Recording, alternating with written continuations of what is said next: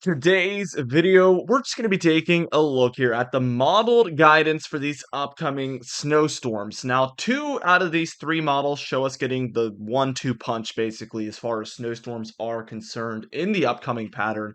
Getting one here in the upcoming days, and then one afterwards a few days later. But we do see that there is one particular model, and we'll see that in a minute, that shows multiple snowstorms after those two, so maybe even upwards of five in the upcoming pattern, which would obviously be an amazing turnaround from the extremely warm winter that we've had that has felt a lot more like April than it has January. We're going to be talking about all of these things. Now, things might sound a little different here. They might look a little different, but that's because I have a brand new computer. My other computer totally broke the other day, so I had to just on a whim just switch computers here. So things might look different, they might sound different, but we're gonna kind of get used to it and try to fix any issues that might arise. So bear with me here. We're taking a look at the European model, and as we can see, this is that snowstorm number one. We see plenty of Gulf moisture actually heading into this storm, and the low is trying to form somewhere in there, and we see snowfall already on the northern end of things. As we just continue this on, it all comes together as a low here over the Delmarva. And we can see heavier snowfall developing over the northeast here, Ohio, Pennsylvania, New York, starting to get some of that moderate to heavy snowfall. We could tell that there's still this kind of Gulf train of moisture heading up all the way as far south as Mexico. You can literally see it forming into this storm, and this is creating great amounts of moisture for this storm to really work with. And we get this snow still happening for Massachusetts, Maine, Vermont, New Hampshire, and New York here on the back end as this low drops down to a 995 offshore.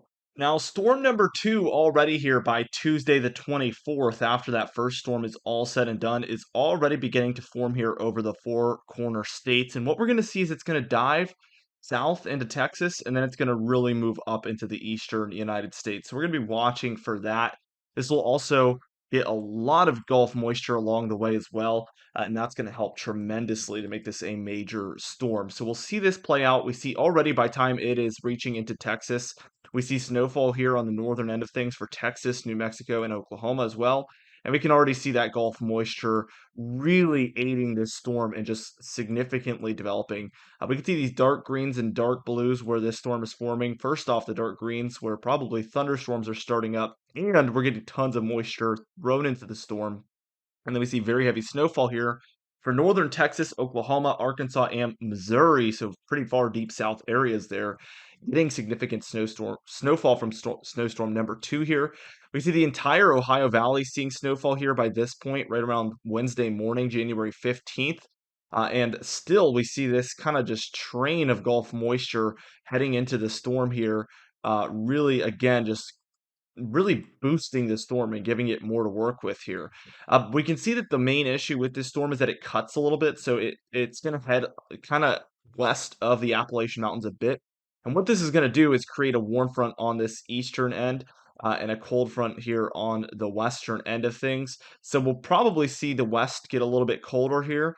And this area here is going to see snow on the front end, but it could start to mix and get rainfall there. Yeah, definitely seeing some of this activity as these areas were seeing snowfall, but now they switch back to rainfall. But look out west. I mean, we're seeing snowfall deep into West Virginia, Virginia, Tennessee, along those mountainous regions. So this storm could have some mixing issues, storm number two, but look at what we follow it up with.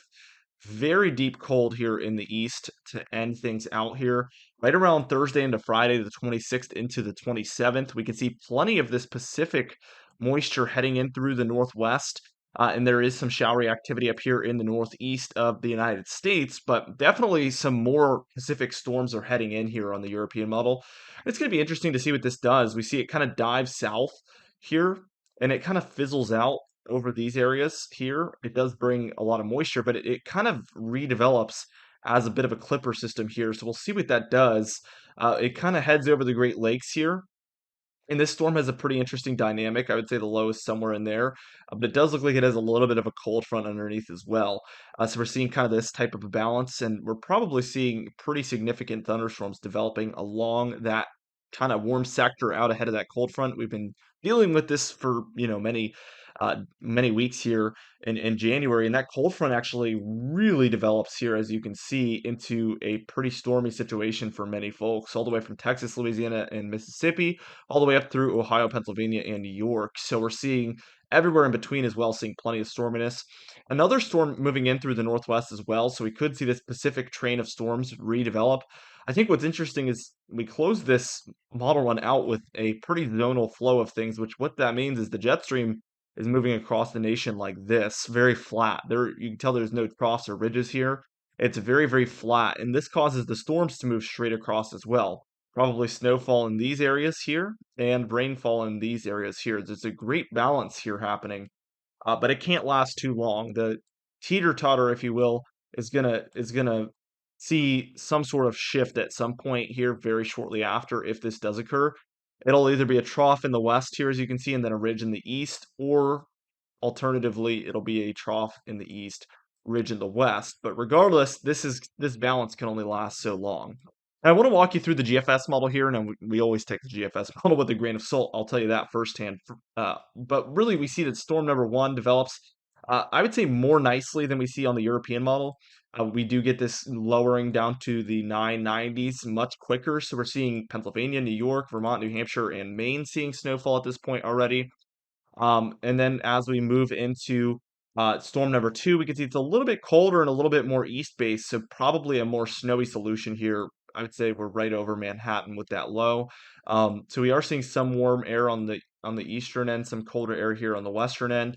As we continue this on, though, we get into this very brutal cold pattern that, like the European model showed.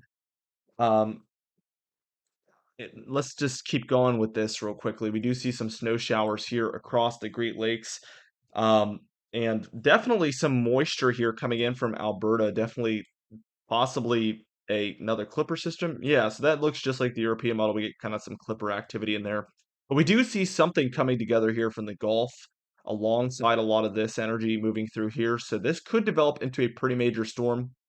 We see that kind of start to happen here as a very similar snowstorm to what we've been seeing. Obviously, after by this point we will have seen two snowstorms that looked very similar to this, and this model goes ahead and brings a third one, and then look, even a fourth one, and we see plenty of this Gulf moisture again. So we're seeing this trend of these snowstorms that move into this area.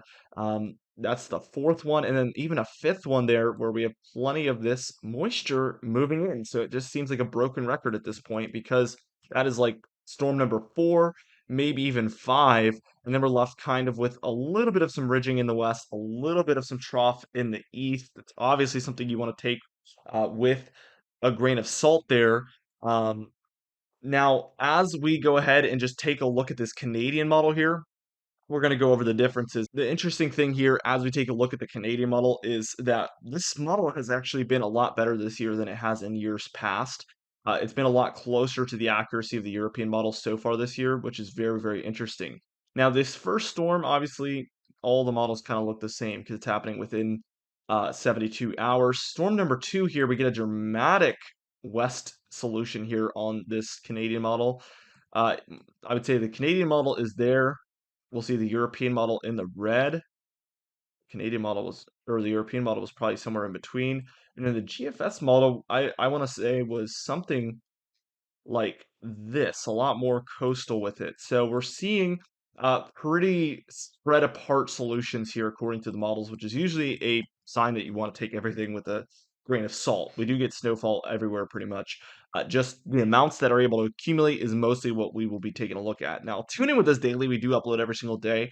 So we're going to be taking a look at these things uh, all the time. I mean, it's the biggest thing happening right now is these snowstorms. So we're going to be really tracking these. Now, the Canadian model quickly brings us into a pattern like this, which I know a lot of people would be absolutely dreading this, but the Canadian model by the 30th of January has us moving into a trough in the west, ridge in the east pattern. Now, this is the outlier at this point out of the three models that we took a look at, but definitely something to pay attention to. Now, the GFS model's total snowfall, I wanted to show you guys this because this is absolutely insane. Uh, Crazy, crazy numbers here in the east. And I want to just zoom in with you guys. We see over 2 feet for everywhere that I'm circling right now.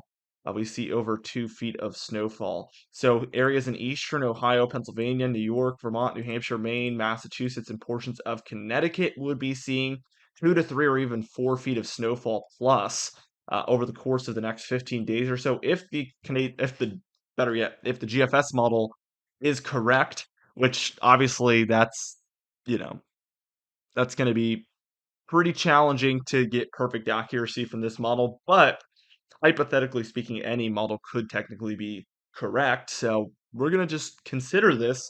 I think it's very interesting. We do have the two upcoming snowstorms, but this model says, hey, more are on the way after that as well. So we'll only be able to just see. Obviously, if this does end up panning out, I will give the GFS credit. So be sure to tune in with us daily. We'll be seeing which model ends up being correct and continue to track the upcoming pattern. So be sure to subscribe. Again, we upload every single day. Also, hit the bell icon for daily notifications when we upload so you never miss one. Like the video if you do enjoy it. Leave a comment down below, and I'll be seeing you guys in the next video.